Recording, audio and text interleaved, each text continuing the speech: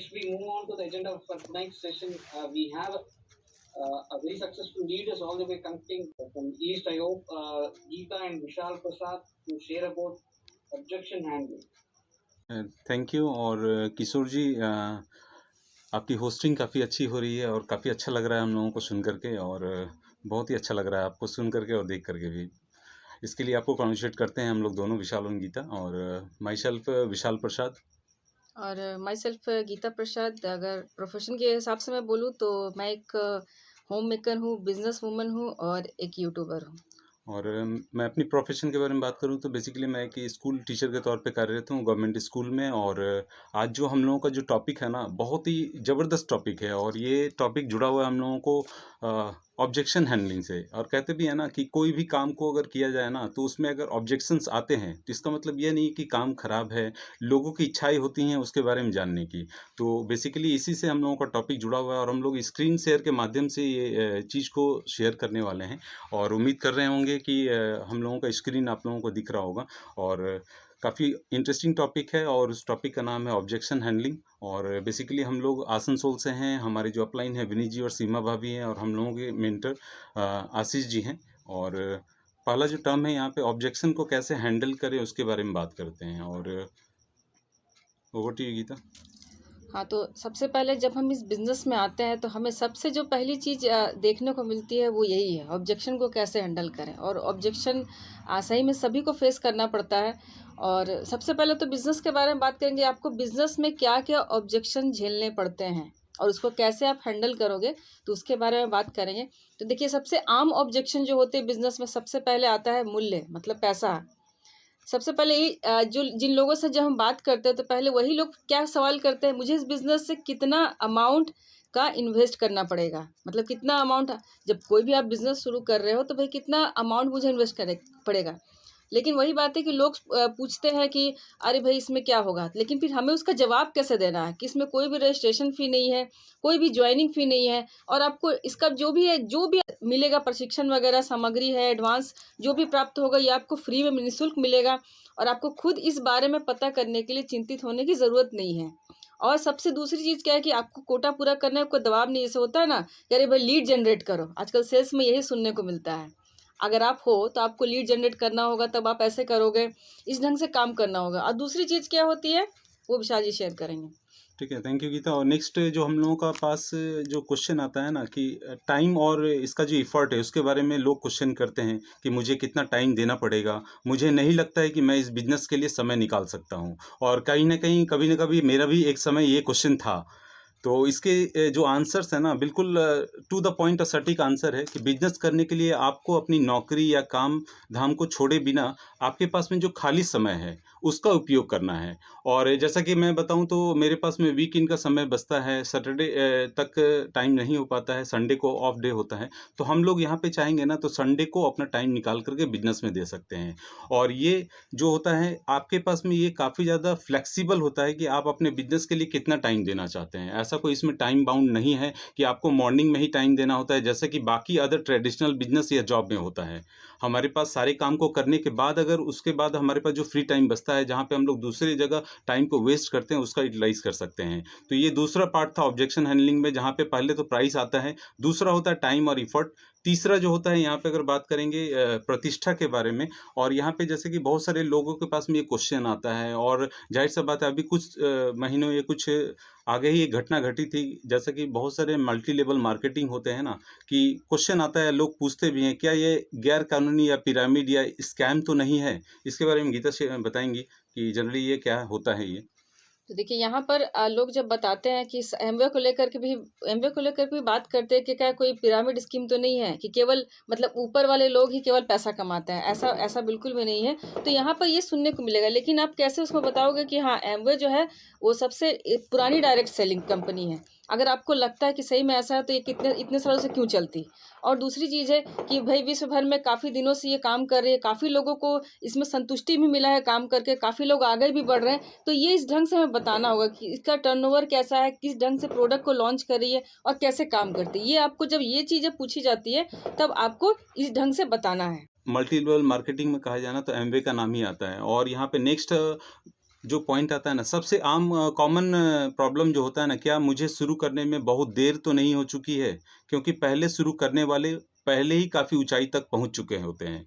ये भी एक कॉमन क्वेश्चन आ जाता है। लोग बोलते हैं कि मार्केट सैचुरेट हो चुका है, तो इसका जो आंसर होता है हमारे पास में काफ़ी अच्छा है, और हम लोग यहाँ पे एक बुक का ज़रूर हेल्प लेते हैं जिसका नाम है लॉन्चिंग योर फ्यूचर। और ये जो टोटल पॉइंट्स है, जो इम्पोर्टेंट पॉइंट्स है, जो हम लोगों को लगा है कि ये क्वेश्चन आते हैं, उसको हम लोगों ने उसी बुक से शेयर किया हुआ है।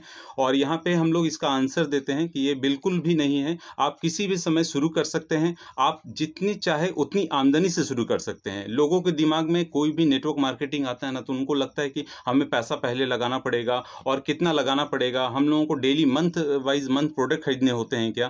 तो ये सारे कुछ एक क्वेश्चंस हैं जो हम लोग यहाँ पे आंसर दे सकते हैं कि आप अपनी आमदनी के अनुसार जितना आप चाहें उतने से स्टार्ट कर सकते हैं। और सबसे बड़ी बात है, यहाँ पे हमारे पास में अपलाइन मेंटर होते हैं, जो ज़्यादा आमदनी करने की संभावना होती है जब हम लोग उनके गाइडलाइन के तहत काम करते हैं। और यह एक ऐसा संरचना बना हुआ है ना कि अगर हम इसमें प्रयास करते हैं, अपना एफर्ट डालते हैं ना, तो आने वाले समय में हमको रिवार्ड्स भी कंपनी देती है। Last but not the least बात करते हैं यहाँ पे गुणवत्ता के बारे में, जो कि हम लोग क्वालिटी के बारे में बात करते हैं। सिर्फ यहाँ पे क्वांटिटी के साथ साथ हम लोग क्वालिटी को भी प्रोवाइड कराते हैं। और यहाँ पे आप देखेंगे यहाँ पे कि मैंने सुना है कि एमवे प्रोडक्ट्स में बिजनेस में आमदनी कर पाना कठिन होता है। तो यहाँ पे जैसा कि बात करते हैं, नया जो हम लोगों का एमवे में कंपनसेशन प्लान के साथ में जो मॉडल आया हुआ है ना, उसमें ये चीज़ काफ़ी अच्छा मदद करता है, हमारे आमदनी को बढ़ा रहा है, जो कि पहले ये नहीं था। लेकिन अभी जैसे कि ट्रेड डिस्काउंट के साथ साथ बहुत सारे अलग-अलग ऑफ़र्स हैं हम लोगों के एमवे बिज़नेस प्लान में। तो ये कंपनसेशन मॉडल जिसको हम लोग बोलते हैं ना, और ये डिटेल में जब हम लोग प्लान को शेयर करते हैं तो वहाँ पे दिखाते हैं कि आप किस तरह से आमदनी परचेज़ करने के साथ-साथ ही तुरंत आप आमदनी कर सकते हैं। और last but not the least, जैसा कि हम लोग यहाँ पे बात करें कि कोई भी ऑब्जेक्शन अगर आता है ना, तो जहाँ तक लगता है फ़ील, फेल्ट एंड फाउंड, ये तो एकदम रामबन फ़ॉर्मूला है। और इस फ़ॉर्मूले का अगर इस्तेमाल करते हैं ना कि हाँ, उनकी बातों को सुनना है, सुन कर के एकदम यही बताना है कि हाँ, मुझे भी पहले ऐसा लगता था। उसके बाद जब मैंने इस सारे सिस्टम को देखा, समझा और सुना, तो ये पाया कि इसमें चीज़ों को आसान तरीके से हम लोग सॉल्व और सॉर्ट आउट कर सकते हैं। तो ये कुछ एक चीज़ें थी जिसको हम लोगों ने मिल कर के शेयर किया है, और उम्मीद करते हैं कि जो हम लोगों का ऑब्जेक्शन हैंडलिंग का जो टॉपिक था, जिसमें हम लोगों ने 5 इंपॉर्टेंट क्वेश्चन एंड क्वेरीज़ को रखा है विद सॉल्यूशन, सबको क्लियर हुआ होगा। तो हम लोगों की तरफ से इतना ही था। Back to the host. Thank you very much. Thank Geeta and Vishal Prasad ji. Thank you very much for sharing wonderful insights on objection handling. So we can give a big round of applause calling about yourself. Right? I'm just calling you. So to explain about the same topic, I invite a wonderful leader, Sapna ji, to share about the objection handling. So continue please. सो आज का जो topic है objection handling बहुत important है। अगर इस business में कोई भी अगर आता है ना, तो ऑब्जेक्शन हैंडलिंग सीख लिया तो बिजनेस में लाइफ टाइम तक टिक जाएगा। ओके, सो बहुत इंपॉर्टेंट टॉपिक है ये ऑब्जेक्शन हैंडलिंग।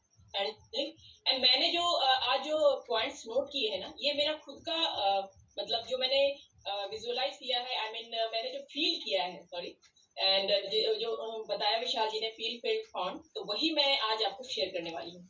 तो पहले तो मैं बताऊंगी, बहुत लोग कहते हैं कि मुझसे नहीं होगा।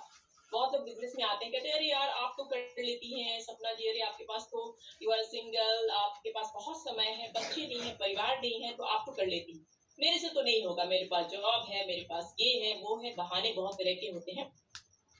सो मैं उनको यही बोलती हूँ कि अगर मान लीजिए कि आपकी कोई जॉब होती, कोई गवर्नमेंट जॉब होती, तो मैं लेडी की बात कर रही हूँ, तो क्या तब भी आप नहीं करती? तो उनका जवाब होता है हाँ। तो ये सारे जो भी हम चीजें जो सोचते हैं ना, वो सब कुछ माइंडसेट का होता है कि आप क्या सोचते हैं।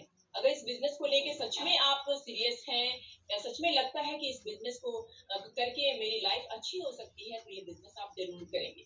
तो वहां पे मैं ये बताती हूँ उनको। बहुत सारे ऐसे बोलते हैं कि बच्चे छोटे हैं, तो ये सारी चीजें उसी में आ जाती है कि मुझसे नहीं होगा, बच्चे छोटे हैं, टाइम नहीं है, कैसे कर पाएंगे। तो सबसे इम्पोर्टेंट यही है कि आप इस बिजनेस को क्यों करना चाहते हैं। जब उनका आप वाई क्लियर करवाइएगा तो वो अपने आप ही सारी चीजें हो जाती हैं। और बहुत लोगों का एग्जांपल आप दे सकते हैं कि ऐसे लोग हैं जो अपने छोटे बच्चे के साथ इस बिजनेस को बिल्ड कर रहे हैं। बहुत लोग कहते हैं अच्छा बेचना होगा क्या, और ये एमवे बिजनेस में तो बेचना पड़ेगा प्रोडक्ट, कौन लेगा प्रोडक्ट, ऐसे मतलब बहुत ये बोलते हैं। तो मैं बोलती हूँ कि देखिए बेचना तो पड़ेगा ही, अगर आप एमवे बिजनेस करें या ना करें, अगर जनरल बिजनेस करें। जैसे मेरे बहुत सारे फ्रेंड्स हैं जो कोई गाड़ी बेच रहे हैं, कोई कपड़े बेच रहे हैं, कोई बुटीक चला रही है, कुछ ना कुछ लोग कर ही रहे हैं। तो अल्टीमेटली बेच तो सभी रहे हैं। तो बिजनेस अगर है तो बेचना तो पड़ेगा ही। तो उनको पहले एकदम क्लियर कर देना है कि अगर बिजनेस है तो प्रोडक्ट तो होंगी, और प्रोडक्ट है तो सेल तो करना पड़ेगा। तो जब ये क्लियर होगा तो सामने वाले को थोड़ा लगेगा कि अच्छा, अगर बिजनेस है तो बेचना तो पड़ेगा ही, राइट। अब कौन लेगा? बहुत लोग कहते हैं कि अरे ज्वाइन तो कर लिए, कोई लेता ही नहीं है प्रोडक्ट। बहुत लोगों से बात की, लेकिन जब आप उनसे बात करेंगे, कितने लोगों से बात की, तो एक दो लोगों से बात किए थे, बोली बहुत महंगा है, नहीं लेंगे। तो ये सोच होती है। तो आपको कुछ दिन आपको अपने डाउनलाइन के साथ एफर्ट लगा के उनके साथ बात करना होगा, और उनको ये बोलना होगा कि देखिए, अगर लेता नहीं कोई प्रोडक्ट तो ये बिजनेस चलता ही नहीं, राइट। बहुत ऐसे टर्नओवर 2000 करोड़ का टर्नओवर ये कंपनी नहीं कर रही है। सो आप कुछ लोगों से बात करिए, और जब आप ये बिजनेस स्टार्ट करेंगे तो जरूरी नहीं कि आपके लोग, आपके फ्रेंड्स, आपकी फैमिली आपके प्रोडक्ट को ले।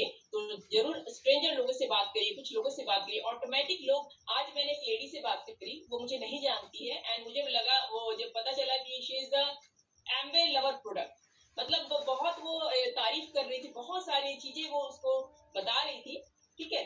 तो ऐसा नहीं है, लोग सुनते हैं अगर आप ज्यादा लोगों को सुनाते हैं, ठीक है। सो बहुत लोग कहते हैं जोड़ने वाला बिजनेस है, बिल्कुल जोड़ने वाला बिजनेस है, लेकिन जोड़ने से पैसा नहीं आता है।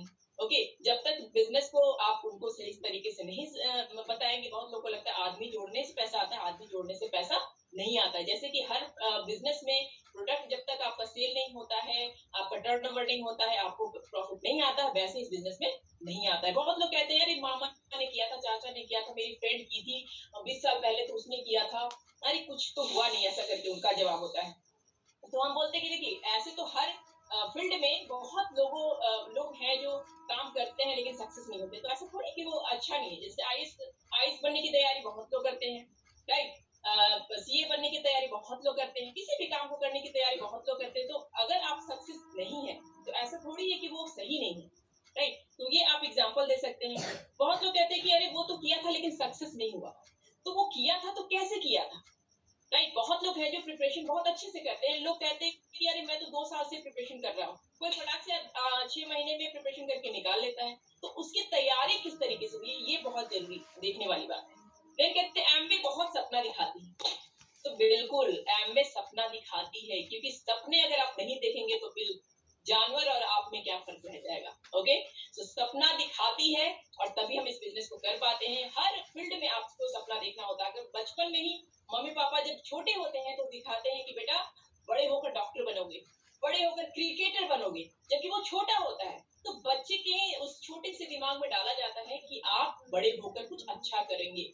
तो एमवे बिजनेस अगर आपको सपना दिखा रही है तो ये कोई समझिए कि दिस इज अ मदर, कि आपको कोई ड्रीम दे रहा है, और आपको जीने की एक क्या बोलते हैं, जीने का एक मकसद दे रहा है। मुझे भी बहुत इस बिजनेस में होप दिया कि जहां मैं 10,000 कमाती थी, आज मैं सोच सकती हूँ कि इस बिजनेस में लाख रुपए भी कमा सकती हूँ। So thank you so much Kishore ji for support. Thank you very much, Sapna ji, for sharing wonderful insights regarding objection handling. That is a wonderfully like you have shared great information. So thank you very much once again. We can give a big round of applause to Sapna ji.